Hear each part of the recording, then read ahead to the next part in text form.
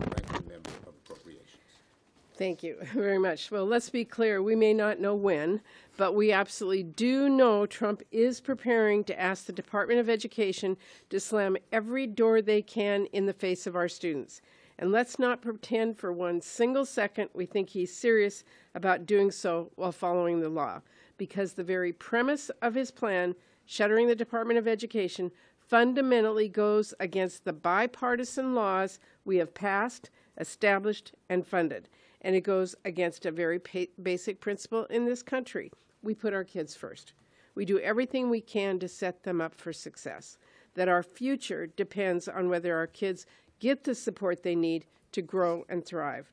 And it doesn't take a former teacher to tell you how obliterating the Department of Education hurts students. I think even a preschooler could tell you this is a terrible, terrible idea. Trump and Elon Musk want to do to the Department of Education what they did to USAID. They don't care what they can legally do. They will act first and not care about the consequences.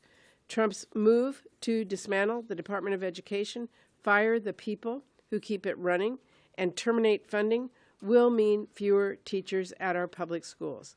It will mean students stuck with outdated technology.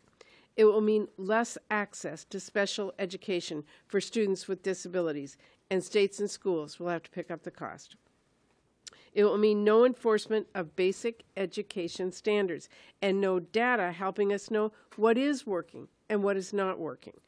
It will also mean more barriers keeping students out of higher education, fewer career training opportunities, fewer watchdogs protecting our students from predatory for-profit colleges and predatory student lenders, and from discrimination, harassment, and sexual assault on campus.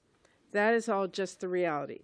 Get ready for the disinformation now, because you can bet when they realize how painful and unpopular this is, they're going to try and pretend everything is roses. They will say, oh, this won't go away.